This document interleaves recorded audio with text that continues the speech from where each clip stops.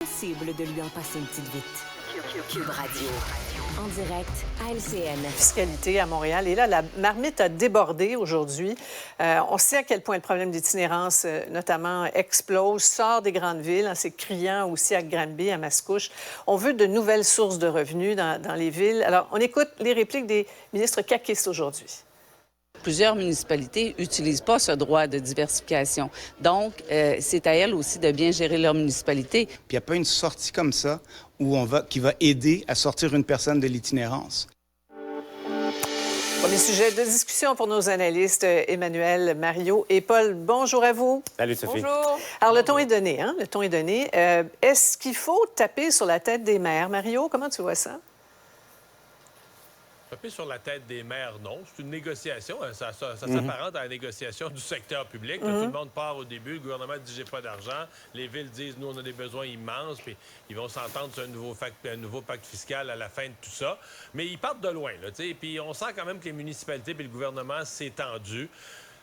J'avoue que l'histoire qu'a racontée aujourd'hui la mairesse de Gatineau, ça arrache le cœur de penser qu'une jeune fille de 18 ans a accouché dans le bois, pas de support, pas d'aide, avec tous les risques que ça comporte là, sur le plan de la salubrité et de la santé. Ouais. C'est épouvantable. Je trouve quand même que c'est un petit peu simplifié là, de laisser entendre dans un pacte fiscal que si le ministre Carman avait donné les budgets, ça serait pas arrivé. Moi, quand j'entends cette histoire-là, comme père de famille, le sang me glace dans les veines, mais c'est pas un gouvernement ou un élu c'est comme toute la société qui est interpellée pour dire, voyons, qu'est-ce qui se passe qu'on n'est plus capable de s'occuper de notre monde? On sentait Paul clairement son émotion, en tout cas, là, dans sa sortie aujourd'hui. Bien, autant la mairesse de Gatineau que la réaction de Lionel Carman, là, parce que la mairesse, en s'adressant à ses collègues, a carrément mis en cause M. Carman là-dessus. C'est un homme calme, posé, mais ceux qui le connaissent, à l'échelle Carman, il bouillait littéralement. Il y a une nouvelle réalité. Mario l'expose parfaitement. Il y a une négociation. On voyait Valérie Plante, là, son discours, préparer, mettre la table, plus d'argent, plus de moyens, etc., etc. Mais le gouvernement Legault doit composer avec une autre réalité également, la nouvelle génération d'élus municipaux. Vous remarquez, là, par exemple, le ton n'est pas du tout le même du côté de Bruno Marchand qui dit que le gouvernement est en train de tuer les maires. Imaginez la mairesse de Gatineau là, qui interpelle directement, mais presque en cause, Lionel Carman pour cet incident malheureux à Gatineau. Donc, il y a de l'orage dans l'air, Sophie. Oui. Et sur le fond, Emmanuel? Bien, moi, je pense que la réalité de ce qu'on voit, c'est quelque chose qu'on pressent depuis un bon bout de temps. C'est qu'en vérité, l'opposition officielle, elle n'est pas au PLQ et elle n'est pas à l'Assemblée nationale. L'opposition officielle au Québec et dans les municipalités, à cause de la différence idéologique, la différence générationnelle qu'il y a entre toute cette vague de nouveaux maires qui ont des visions... Oui, et de nouvelles maires, vous avez raison, qui ont cette nouvelle vision, qui sont très revendicateurs, qui sont très progressistes, à gauche. Et c'est là qu'il y a un clash très, très clair avec le gouvernement. Puis, objectivement, depuis un an, ce sont eux qui mettent en jeu les grands enjeux de l'heure. Ils ont réussi à le faire sur l'adaptation au changement climatique, sur justement la crise du logement. Ça fait des années qu'ils en parlent, sur l'itinérance. Donc, c'est là, moi, je pense qu'on voit le gouvernement réagir finalement aujourd'hui de manière très partisane à ces enjeux-là.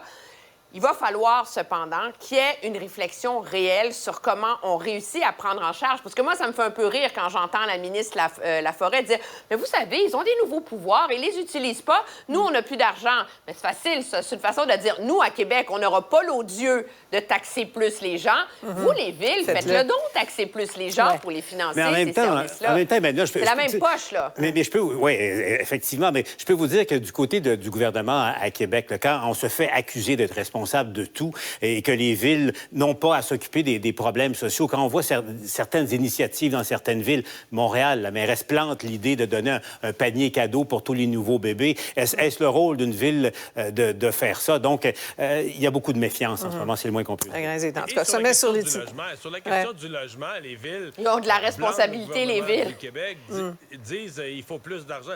Mais une des premières choses en matière de logement, c'est de créer des conditions dans la ville pour que ceux qui veulent construire des maisons, des appartements puissent le faire. Alors, les villes sont bonnes pour crier après les autres. On n'a pas fait un super travail pour créer des conditions pour que le logement se construise chez eux. Il y en a même il y a même des villes qui ont inventé des nouvelles taxes sur les nouveaux logements en pleine crise du logement. En tout cas, ce sommet sur l'itinérance qui s'en vient le 15 septembre à Québec. On va suivre ça de très près. Un autre sujet qui fait beaucoup jaser aujourd'hui, c'est pas une nouveauté, là, cette prime de présence de 125 125 $ par jour pour les députés quand la Chambre ne siège pas.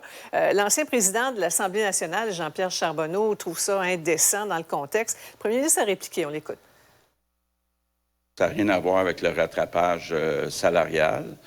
Et est-ce que je me souvienne, Jean-Pierre Charbonneau, quand on siégeait dans le même caucus, n'a jamais parlé de ça. Mais non, mais là... mais Jean-Pierre Charbonneau n'a pas profité d'une hausse de salaire de 30 000 $ par année, en fait, de rémunération non plus. Mais c'est une excellente question. La prime de 125 $ était-elle justifiée à l'époque? Peut-être. Mais aujourd'hui, après l'ajustement, je vais être gentil, l'ajustement que les députés se sont eux-mêmes donné au printemps dernier, pas sûr de ça. Oui. Mario?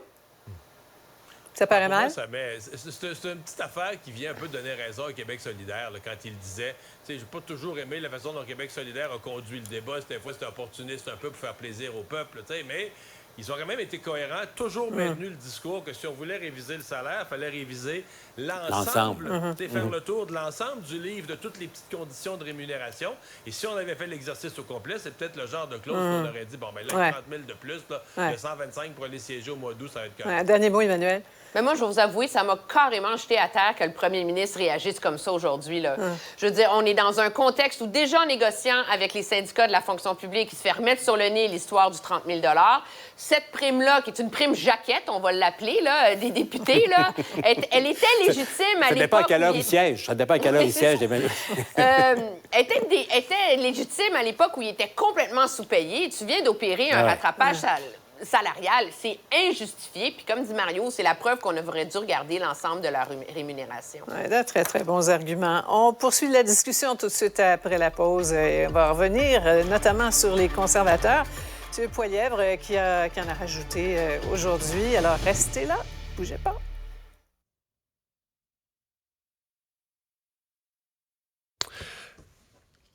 Alors, Alexandre, tu me parles aujourd'hui d'un aventurier. Oui, un aventurier, Mario, on pourrait parler d'un rare cas d'aventurier en série, Mario. Un aventurier en série. Oui, aventurier en série, c'est un homme du nom de Reza Balouchi, qui est né en Iran, mais maintenant qui habite en Floride, 44 ans, et qui, pour la 4e fois maintenant de sa vie, vient de se faire arrêter par les gardes-côtes américains, Mario. Pourquoi? Mais parce qu'il a essayé encore, puis je répète le encore, pour la 4e fois, de se lancer dans un voyage transatlantique à bord d'un engin que lui-même conçu, une embarcation, une espèce de roue, puis ça vaut la peine pour nos auditeurs qui veulent aller voir ça sur le web, les photos de son embarcation. C'est comme une espèce de grosse roue de hamster géante dans lequel t'as mis des flotteurs tout le tour. Ça tient pour vrai à coups de câble, à coups de flotteurs, puis presque de duct tape. Et lui veut courir là-dedans, puis comme rouler sur l'eau. Non, là, je comprends, c'est que la roue, c'est la propulsion. Là. En marchant et en tournant dans la roue, il fait avancer la bébelle. Il fait comme avancer ta bébelle, du moins, c'est ce que lui prétend, en avançant là-dedans, puis il y aurait son petit endroit avec de l'eau, de la nourriture, puis il veut se rendre jusqu'à Londres. C'est ça son but. Ouais, c'est ça. Et... C'est assez large, l'Atlantique. Hein? Oui, c'est que l'Atlantique, c'est assez large, surtout que il pourrait peut-être commencer par essayer la rivière Richelieu. À commencer, peut-être, Mario, mais c'est surtout que pour M. Balouchi, c'est la 4e fois que ça arrive. Là, c'est arrivé le 26 août dernier, d'ailleurs. Comment j'ai de la misère à poser... C'est-tu criminel de faire une connerie où t'es sûr que tu vas décéder? Semble-t-il que t'es censé soumettre ton véhicule aquatique quand il est hors norme, comme ça, à des tests pour les inspecteurs marins. Mario, lui, ça passerait serré, là. C'est ça le problème, c'est qu'il n'est jamais allé me démontrer ça. Et là, il s'est fait arrêter en 2014, en 2016, en 2021. Et là, il a décidé que le 26 août dernier, alors que l'ouragan Franklin, en passant, était en train de s'en venir, justement. Ça traverse bien un ouragan. Oui, ça traverse bien un ouragan. C'est que roue Parle-moi de ça pour traverser un ouragan. Exactement. Et là, les gardes-côtes sont allés voir M. Balouchi. On dit là, regardez, vous voulez encore vous en aller. Vous vous rendrez pas à Londres comme ça. C'est pas une bonne idée, monsieur. Là, il a sorti un couteau de 12 pouces puis il a dit, vous me prendrez jamais vivant. Si vous m'arrêtez, je me suicide. Il a menacé de faire exploser une bombe, semble-t-il aussi, dans sa roue de hamster. Excuse-moi, mais son affaire, c'est ni plus ni moins qu'un suicide, là. Peut-être, Mario, méchant, mais lui veut démontrer, c'est son objectif, parce que là, malheureusement, il a été arrêté, non seulement pour avoir fait une menace d'alerte à la bombe, mais aussi avoir menacé des agents comme ça, des services costauds. Finalement, il est arrêté, ne s'est pas tué. Encore une fois, va devoir faire face à des accusations criminelles, Mario, mais lui n'abandonne pas son projet d'aller dans 198 pays différents du monde et démontrer grâce à son hydropad, c'est le nom, que quand on y croit, tout est possible. C'est un beau slogan quand même. Merci Alexandre. Cube Radio.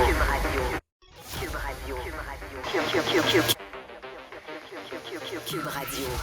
En direct à LCN. Alors, donc, congrès des conservateurs fédéraux à Québec. On a entendu Pierre Poilievre attaquer Justin Trudeau et le Bloc encore aujourd'hui, pendant que le chef est en Espagne. Là, il fait flèche de tout bois, M. Poilievre. Et là, si on contemple les derniers sondages, le dernier abacus, là, on comprend les sourires des militants et des élus. Là, regardons voir ensemble. Donc, le Parti conservateur qui est en avance au pays sur les libéraux, là, par une forte avance dans les intentions de vote. Au Québec, légère avance des libéraux. En Ontario, on voit que les conservateurs mène largement 38-31. Et encore plus inquiétant pour Justin Trudeau, d'une certaine manière, il est en train, si on se fie à ce sondage-là, en tout cas, de perdre les jeunes, Emmanuel. Oui, et mais ce qui est surtout remarquable, c'est pas tant que Justin Trudeau perde les jeunes, parce que ça fait longtemps que ça s'effrite, en vérité, depuis qu'il a brisé sa promesse sur la réforme électorale. Ce qui surprend, c'est qu'un parti conservateur soit premier chez les jeunes. Et ça c'est vraiment le fruit, je pense, du travail de Pierre Poilievre et de son équipe et de son discours aussi.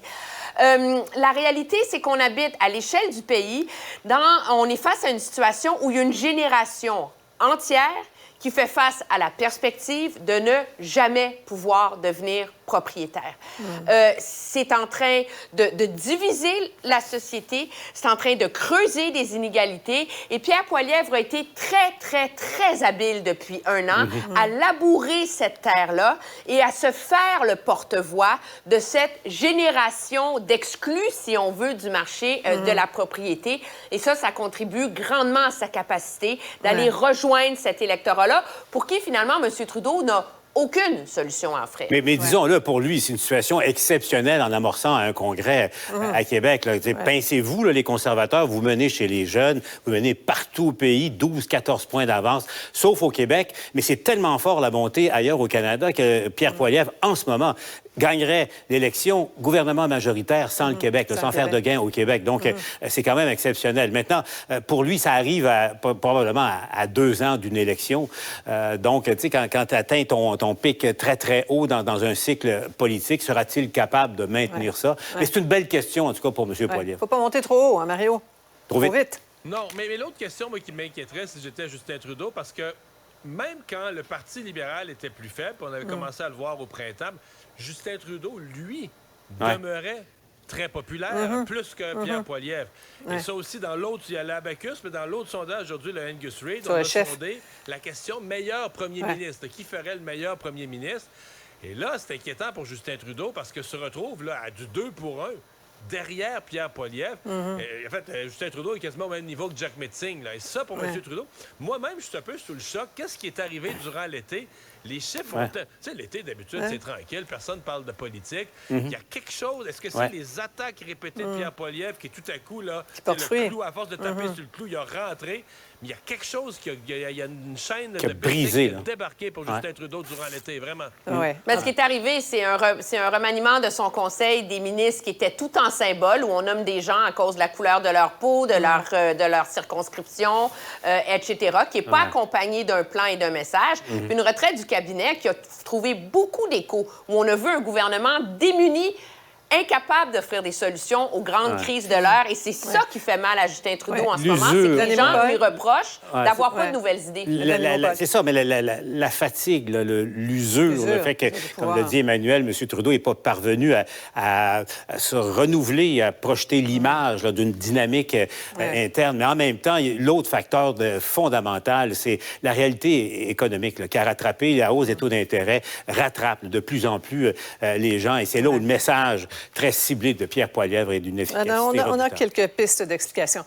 Maintenant, je vais vous entendre à l'heure où on manque de personnel partout là, dans le milieu de la santé. Vous avez vu ce cas là, dont on parlait plus tôt, Joëlle Cyr, une infirmière d'expérience qui est retournée au boulot pendant la pandémie, qui doit retourner étudier parce que ses 1000 heures de vaccination ne sont pas comptées par son ordre professionnel. Vos impressions là-dessus, Emmanuel, d'abord? Mais je trouve que ça illustre la rigidité des ordres professionnels. Ils doivent être rigides. Ils protègent le public. Mais est-ce qu'il y a moyen de revoir les façons de faire? Il y a tout un débat qui a lieu, par exemple, sur la reconnaissance des diplômes étrangers, des infirmières, des médecins. Est-ce qu'il faut demander à une infirmière qui veut pratiquer dans un champ de pratique très précis de refaire son cours sur l'ensemble de l'œuvre, la chirurgie, la néonatologie, etc.? C'est peut-être là, moi, je pense qu'un jour, il va falloir avoir une réflexion pour garder cette main-d'œuvre expérimentée. Le mandat d'un ordre professionnel, c'est de protéger le public. Je pose la question, est-ce que l'intérêt supérieur des gens qui nous écoutent a été protégé en décourageant cette infirmière d'expérience qui était enseignante en soins infirmiers de retourner au travail? Est-ce que l'intérêt de la population a été bien servi par l'ordre des infirmières en rejetant des centaines d'étudiantes pour un examen qui était mal foutu? Qu'est-ce qui se passe à l'ordre des infirmières? La question se pose depuis longtemps, Mario. On n'a pas de réponse encore. Le débat est lancé, Mario. Là. Non, mais je suis content que Paul fasse le lien avec l'examen de l'ordre. C'est qu'à un moment donné, c'est le plus gros problème, la plus grosse menace pour le public présentement, c'est la pénurie de personnel spécialisé. Merci infiniment à vous tous. Je vous retrouve lundi prochain. Bonne fin de semaine. Au revoir. Ah, voilà, c'est ce qui met un terme à notre émission du jour. Merci d'avoir été des nôtres. On se donne rendez-vous pour la dernière de la semaine, demain.